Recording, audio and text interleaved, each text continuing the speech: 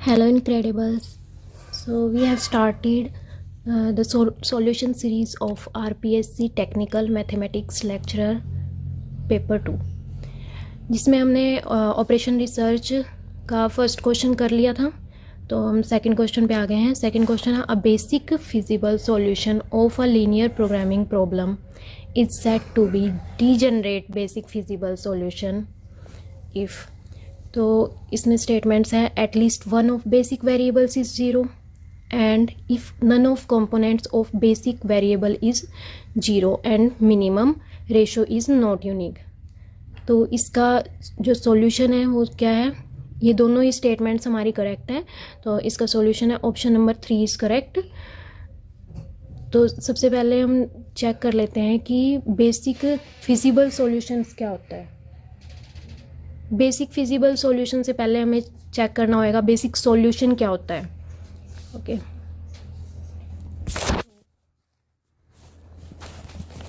What is basic solution?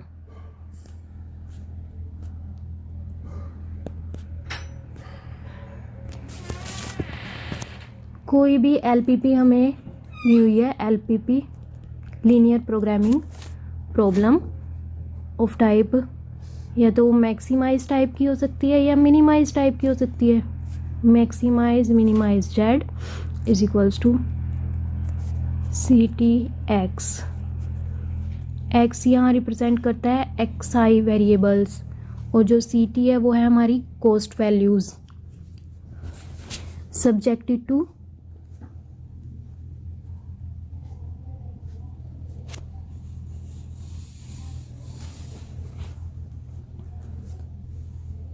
Subjected to A X. तो हमारे जो कंस्ट्रेंट है वो less than equal to type के भी हो सकते हैं, इक्वल टू टाइप के हो सकते हैं और greater than equal to type के। And all variables x i's are restricted to greater than equal to 0 with n वेरिएबल्स and m constraints.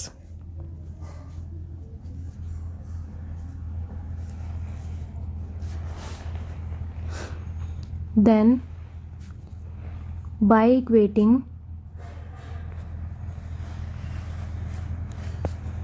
n minus m variables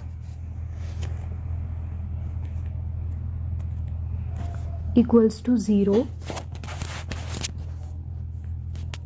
तो अगर हम जो हमारे n वेरिएबल्स हैं और हमें m कंस्ट्रेंट्स गिवन है, तो अगर हम n माइनस m वेरिएबल्स जो हैं उनको हम 0 के इक्वल पुट कर दें तो हमारा बेसिक सॉल्यूशन कब एग्जिस्ट करेगा? Basic solution exists if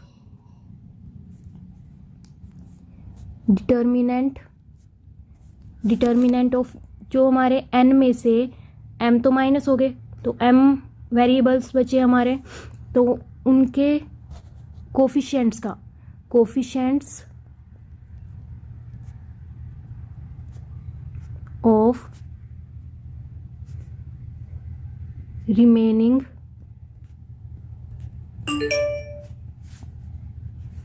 variables is not equals to 0। तो जो हमारे रिमेनिंग वेरिएबल्स होंगे उनसे जो मैट्रिक्स फॉर्म कर लेंगे हम, उसका डिटर्मिनेंट नॉन ज़ीरो होगा तो हमारा बेसिक सॉल्यूशन एग्जिस्ट होएगा। ठीक है, तो जो हमने n माइनस m वेरिएबल्स जो 0 के इक्वेट किए हैं उनको हम कहते हैं नॉन बेसिक वेरिएबल्स।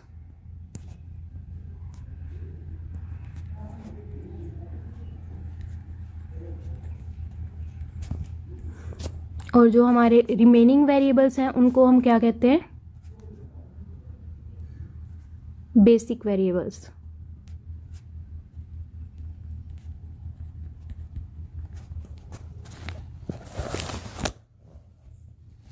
तो यहाँ से हम देख सकते हैं कि हमारा जो बेसिक सॉल्यूशन होएगा, तो minimum number of basic solutions कितना होएगा? कितना हो सकता है मिनिमम? मिनिमम हमारे कितने बेसिक सॉल्यूशन एग्जिस्ट कर सकते हैं?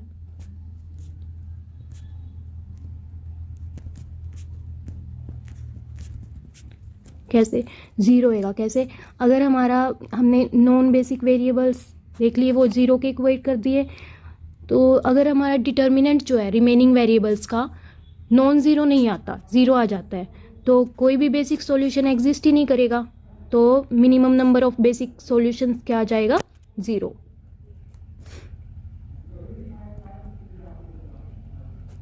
एंड मैक्सिमम क्या हो सकता है, maximum number of basic solution, maximum कितने एग्जिस्ट कर सकते हैं। यहाँ पे हमने क्या किया, n माइनस m वेरिएबल्स को 0 के इक्वेट किया, तो हमें क्या करना पड़ेगा, जितने भी हमारे n वेरिएबल्स हैं उनमें से हमें m को चूज करना होगा। तो in how many ways we can choose m variables out of n, तो कॉम्बिनेशन का फॉर्मूला लगाते हैं हम NCM, ठीक है। तो हमारा maximum number of basic solutions कितने एग्जिस्ट कर सकते हैं, NCM।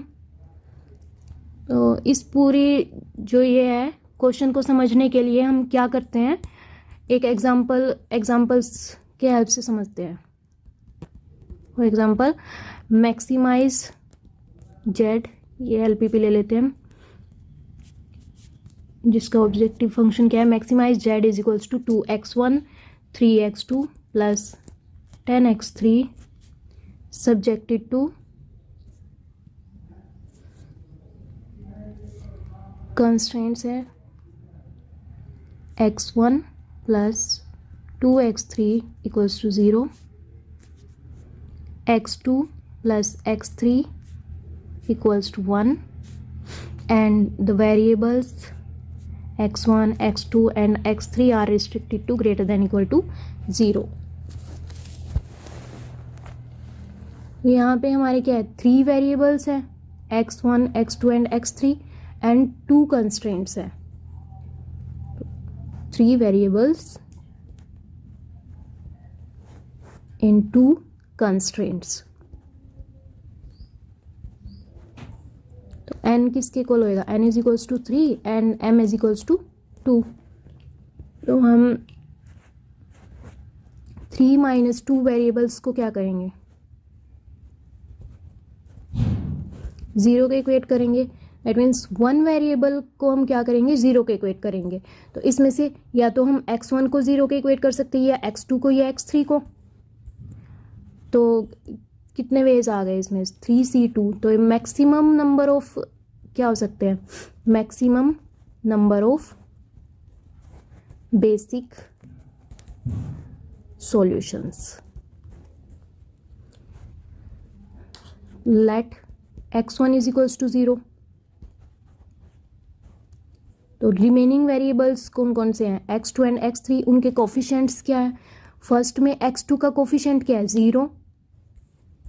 तो यहाँ से हम मैट्रिक्स बना लेंगे रिमेनिंग वेरिएबल्स के कोफिशिएंट्स की। x2 का कोफिशिएंट क्या है, 0, एंड x3 का कोफिशिएंट क्या है, 2। नेक्स्ट कंस्ट्रेंट में क्या है, x2 का कोफिशिएंट है 1 एंड x3 का कोफिशिएंट क्या है, 1। इसका डिटर्मिनेंट क्या आता है, -2 which is not equals to 0। तो यहां से हम क्या कह सकते हैं कि हमारा बेसिक सॉल्यूशन एग्जिस्ट।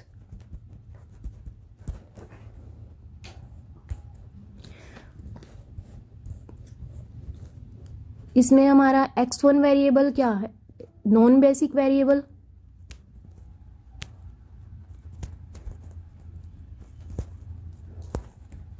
जिसको हमने 0 के इक्वेट कर दिया। अब जो रिमेनिंग जो बचा है हमारा कंस्ट्रेंट में, ये बचेंगे 2x2 is equals to 3 and x2 plus x3 is equals to 1, क्योंकि x1 तो 0 हो गया।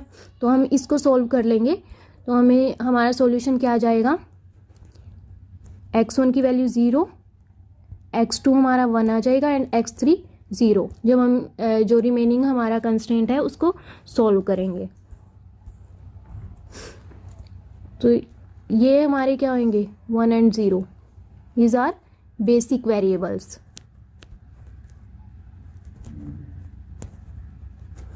And x1 is a non basic variable.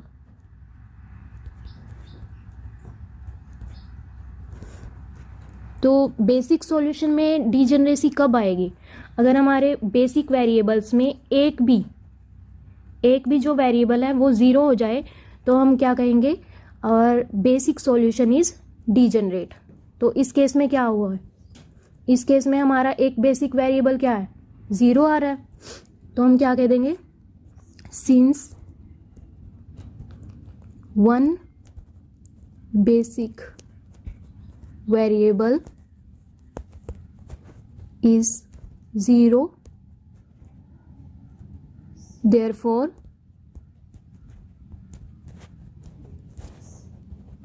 our basic solution is degenerate.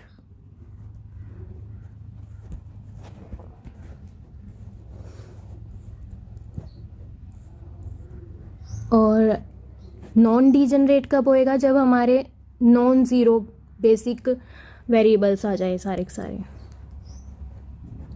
अब बेसिक फिजिबल सॉल्यूशन क्या होता है? बेसिक सॉल्यूशन हमने देख लिया क्या होता है। बेसिक फिजिबल सॉल्यूशन क्या होता है? बेसिक फिजिबल सॉल्यूशन में all basic variables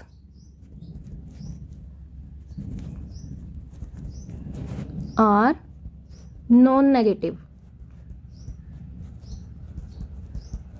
that means कि हमारे बेसिक सॉल्यूशन में तो क्या है, वो नेगेटिव वैल्यूज भी ले सकता है, लेकिन बेसिक फिजिबल सॉल्यूशन में हमारे बेसिक वेरिएबल्स क्या होंगे? या तो पॉजिटिव होंगे या फिर जीरो होएगा, नेगेटिव कभी नहीं होंगे वो। ठीक है, तब हम क्या कह देंगे हमारे बेसिक सॉल्यूशन को? Basic feasible solution. तो हमारा बेसिक फिजिबल सॉल्यूशन डीजनरेट कब होएगा? जब हमारा एक भी बेसिक वेरिएबल ज़ीरो आ जाए तो हम क्या कहेंगे? Basic feasible solution is degenerate. Next देख लेते हैं कि डीजनरेसी कब अकर करेगी। तो फर्स्ट पॉइंट तो हमारा क्लियर हो गया, जो क्वेश्चन में गिवन था कि at least one of the basic variable is zero. अब सेकंड देख लेते हैं, सेकंड कैसे होगा? If none of components of basic variable is zero and minimum ratio is not unique. तो सेकंड एग्जांपल लेते हैं हम।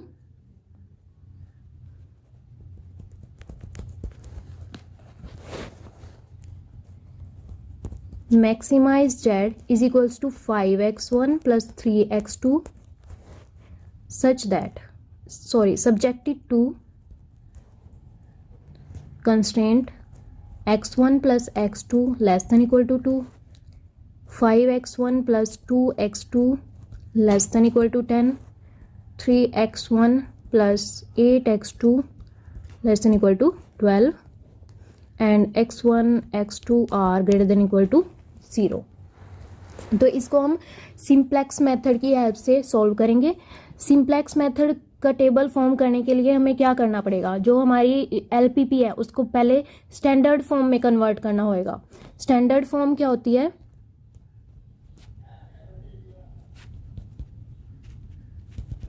स्टैंडर्ड फॉर्म में हमारे जो कंस्ट्रेंट्स हैं वो इक्वल टाइप के होंगे। अब इसको इक्वल टाइप में कैसे कन्वर्ट करेंगे हम? जब भी हमें less than equal to type का कंस्ट्रेंट मिले तो उसको इक्वल में कन्वर्ट करने के लिए हमें स्लेक वेरिएबल की ज़रूरत पड़ेगी। तो इन सब में हम एक एक स्लेक वेरिएबल ऐड कर देंगे जिससे हमारी इक्वालिटी फॉर्म हो जाएगी। तो स्टैंडर्ड फॉर्म क्या होगी हमारी? Maximise z is equals to 5x1 plus 3x2। अगर हमारा less than equal to type है तब तो स्लेक वेरिएबल ऐड करेंगे, अगर greater than equal to type है तब हम सरप्लस वेरिएबल्स ऐड करेंगे।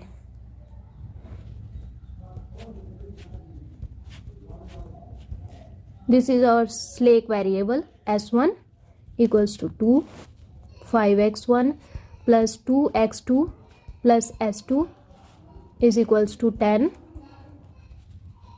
3x1 plus 8x2 plus s3 is equals to 12। और जो भी हमारे स्लेक वेरिएबल या सरप्लस वेरिएबल होंगे उनकी कॉस्ट ऑलवेज 0 होगी। तो 0s1 प्लस 0s2 इसको हम कॉस्ट में ऐड कर देंगे 0s3।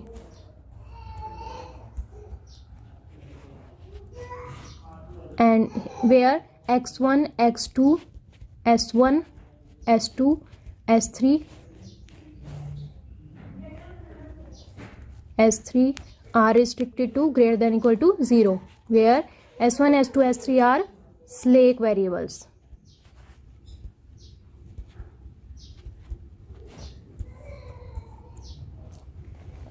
तो ये स्टैंडर्ड फॉर्म में कन्वर्ट हो चुकी है हमारी एलपीपी।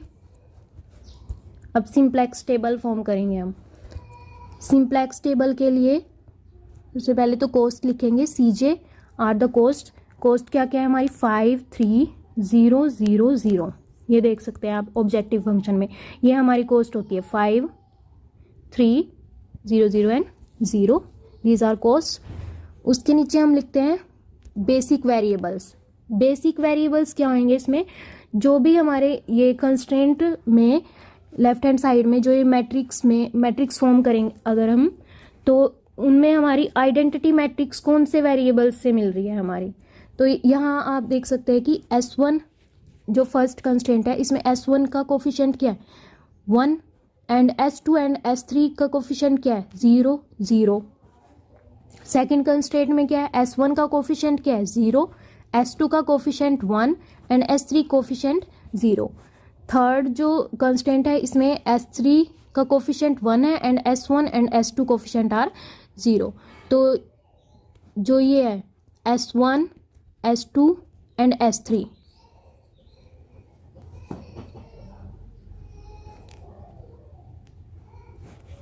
ये हमारा है S1, ये S2, ये S3 है। तो ये क्या फॉर्म करेंगे हमारे बेसिक वेरिएबल्स। ये हमारे बेसिक वेरिएबल्स होंगे S1 S2 एंड S3, जिनकी कॉस्ट क्या है हमारी 0 0 0। एंड अदर वेरिएबल्स क्या क्या है x1 x2, यहाँ लिख लेंगे जितने भी वेरिएबल्स हैं x1 x2 s1 s2 and s3। और जो ये राइट हैंड साइड में होएगा इसको हम यहाँ लिखेंगे सॉल्यूशन। x1 का कोफिशिएंट क्या है फर्स्ट कंस्ट्रेंट में 1, x2 का 1 and s1 is 1, others are 0।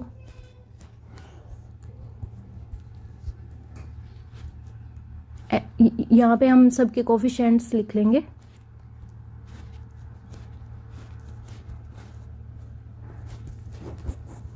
यहाँ पे राइट हैंड साइड में जो भी है वो लिख लेंगे 2 10 एंड 12 है हमारे एग्जाम्पल में। इसके बाद हम फाइंड करते हैं ZJ minus CJ। ZJ minus CJ का फॉर्मूला होता है जो हमारी कॉस्ट है, इसको नाम दे देते CB कॉस्ट, ठीक है। जो हमारी कॉस्ट है, कॉस्ट इनटू जो वेरिएबल्स का कोफिशिएंट है उनसे मल्टीप्लाई करेंगे, ऐड करेंगे इसमें, जैसे 0 into 1 plus 0 into 5 plus 0 into 3 minus CJ। Minus CJ क्या है यहाँ पे 5, तो ये क्या आ जाएगा हमारा -5। ऐसे ही सेकंड में 0 into 1 0 plus 0 into 2 0 plus 0 into 8 0 minus 3।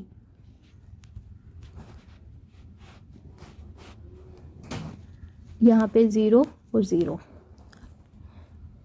अब जो हमारा Z माइनस CJ है, अगर हमारा Z minus CJ greater than equal to 0 आ जाता है तब तो हमें ऑप्टिमल सॉल्यूशन मिल जाता है। लेकिन इस केस में देखिए आप, यहाँ पे हमारा क्या आ रहा है माइनस, यहाँ पे भी माइनस, तो ये ग्रेटर देन इक्वल टू 0 नहीं है सारी वैल्यूज हमारी। तो इसमें हम चेक करेंगे कि मोस्ट नेगेटिव क्या है, ठीक है। तो मोस्ट नेगेटिव जो भी होएगा वो क्या होएगा हमारा entering variable.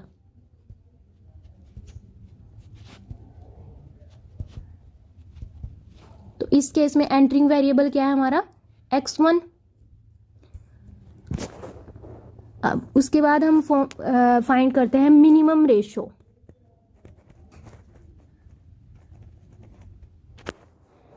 Minimum ratio find करने के लिए हमें जो हमारा एंटरिंग वेरिएबल वाला कॉलम है, एंटरिंग वेरिएबल वाला जो कॉलम है, ये है हमारा एंटरिंग वेरिएबल वाला कॉलम, इससे हमें जो हमारा सॉल्यूशन है इसके एलिमेंट्स को डिवाइड करना होता है। तो 2/1, सेकेंड आ जाएगा 10/5, थर्ड आ जाएगा 12/3। तो इस केस में हमें क्या मिल रहा है, 2/1 2 और 10/5 2। तो हमारे जो मिनिमम, इसमें हमें चेक करना होता है कि हमारी मिनिमम पॉजिटिव रेशो कौन सी है। तो इसमें तो हमारी 2 पॉजिटिव रेशोज सेम आ गई जो मिनिमम थी, क्योंकि 3 4 जा 12, तो यहाँ पे तो 4 आएगी रेशो, और यहाँ पे 12, यहाँ पे भी 2 है और यहाँ पे भी 2 है। तो 2 हमारी जो आ गई मिनिमम रेशो सेम आ गई, यूनिक नहीं है इसमें हमारी मिनिमम रेशो। ठीक है, कहने का ये मतलब है। तो इसमें भी क्या कहा हुआ है, if none of the components of basic variable is 0। तो हमारे बेसिक वेरिएबल्स क्या थे, S1 S2 एंड S3। अब S1 क्या है 1 0 0, S2 क्या है 0 1 0 एंड S3 क्या है 0 0 1। तो कोई भी 0 नहीं है, कंपोनेंट 0 कब होएगा, जब यहाँ पे भी 0 हो। ठीक है, यानी कि 0 0 0 आ जाए अगर हमारा, तब हम कहेंगे इसको 0। तो ये तीनों ही बेसिक वेरिएबल्स क्या है हमारे, नॉन ज़ीरो है। ठीक है, ये नॉन ज़ीरो है, और हमारी जो मिनिमम रेशो है वो क्या आ रही है, हमारी यूनिक नहीं आ रही है, सेम आ गई है। ठीक है, तो इस केस में हमारा जो नेक्स्ट सॉल्यूशन आएगा उसमें यहाँ पे 0 आ जाएगा, कोई भी एलिमेंट जो आएगा हमारा वो 0 हो जाएगा। उसी को हम क्या कहते हैं, डीजेनरेसी। ठीक है, तो वो चेक कर लेते हैं। तो इसमें से हम किसी को भी चूज कर लेंगे, let we choose this ratio. ठीक है, तो इसको हम चूज करेंगे, तो ये हमारा क्या होएगा, आउट गोइंग वेरिएबल। तो S2 क्या होएगा हमारा, आउट गोइंग, ये हमारा आउट गोइंग वेरिएबल होएगा। जब हमने इस मिनिमम रेशो को चूज किया तो हमारा जो की एलिमेंट होएगा इस कॉलम से और इस रो से जो इंटरसेक्ट करेगा वो हमारा की एलिमेंट होगा। की एलिमेंट इसमें 5 है। ठीक है, तो नेक्स्ट टेबल में हम क्या करेंगे, जो हमारा की एलिमेंट है उसको तो हमने 1 बनाना है। तो 1 कैसे बना सकते हैं हम इसको, इस पूरी रो को अगर हम 5 से डिवाइड कर दे तो हमारा की एलिमेंट 1 बन जाएगा। ठीक है, और जो हमारे इस की एलिमेंट के कॉलम में जो अदर एलिमेंट्स हैं उनको हमने 0 बनाना है। तो वही सिंपल रो ऑपरेशंस का यूज़ करके हम क्या कर सकते हैं, इनको 0 बना सकते हैं। तो वही नेक्स्ट टेबल में करते हैं हम।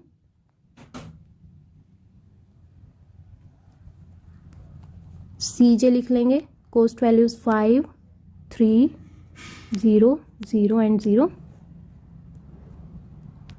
बेसिक वेरिएबल्स अब हमारे क्या हो जाएंगे, चेंज हो जाएंगे, क्योंकि हमारा S2 तो आउट गोइंग हो गया और X1 एंटर कर गया S2 की जगह। तो बेसिक वेरिएबल्स क्या आएंगे, S1 X1 एंड S3। यहाँ पे S1 की जो कॉस्ट है वो कितनी है, 0 है, और X1 की कॉस्ट क्या है, X1 की कॉस्ट हम देख सकते हैं इसमें, X1 की कॉस्ट कितनी है 5, एंड S3 की कॉस्ट कितनी है 0। यहाँ पे वेरिएबल्स लिख लेंगे, X1 X2 S1 S2 and S3। ये सॉल्यूशन, यहाँ पे हम मिनिमम रेशो निकालेंगे।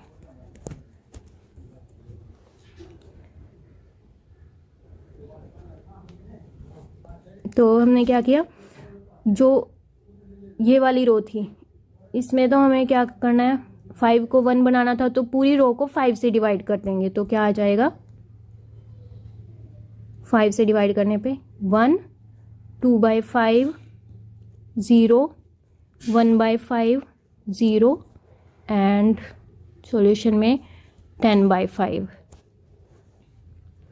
S1 इस रो को हमने क्या बनाना था, इस एलिमेंट को हमें 0 बनाना है। तो हम क्या करेंगे, इस रो में से अगर हम 1 - R2 डिवाइडेड बाय 5 कर दें तो हमारा क्या आ जाएगा, मतलब R1 जो हमारी ये वाली रो है इसमें से हम क्या कर दें, R1 minus R2 divided by 5, जो हमारी R2 ये थी इसको डिवाइड कर दें तो हमारा क्या बनेगा, फर्स्ट एलिमेंट R1 में फर्स्ट एलिमेंट क्या है, 1 है, 1 minus 5 divided by 5 is equals to 0। तो ऐसे ही हम हर एक एलिमेंट को निकाल लेंगे तो हमारा फर्स्ट एलिमेंट तो 0 आ जाएगा।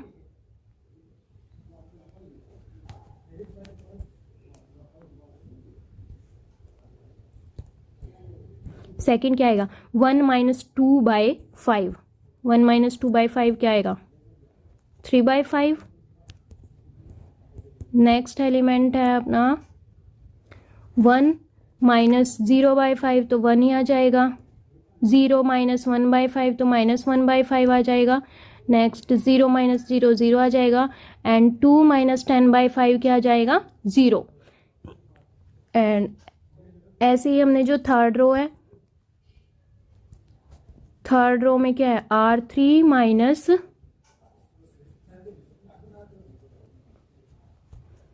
R2 डिवाइडेड बाय 5 इंटू 3, क्योंकि इसमें क्या है हमारा 3 minus 3 into 5 by 5 first element, तो ऐसे ये 0 हो जाएगा फिर, ठीक है।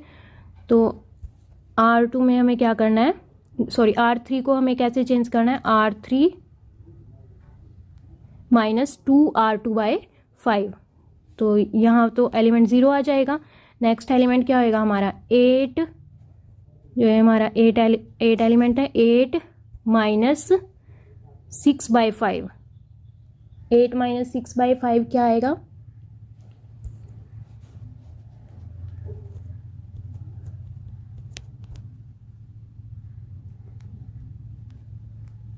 34 बाय 5।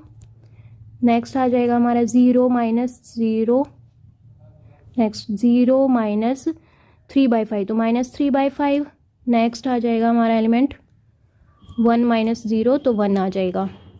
और नेक्स्ट आ जाएगा 12 minus 30 by 5, 12 minus 30 by 5 that means 6।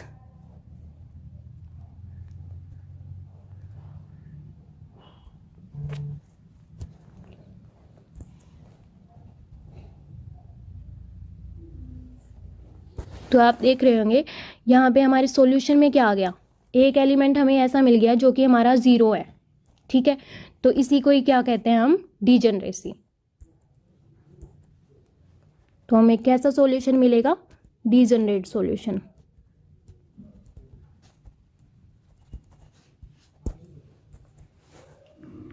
तो हमारा सेकंड पॉइंट भी क्लियर हो गया कि अगर हमारा कोई भी बेसिक वेरिएबल जो था उसका कोई भी कंपोनेंट 0 नहीं था, लेकिन हमारी मिनिमम रेशो अगर यूनिक नहीं है तो हमारा जो नेक्स्ट सॉल्यूशन होएगा वो कैसा होएगा, डीजेनरेट।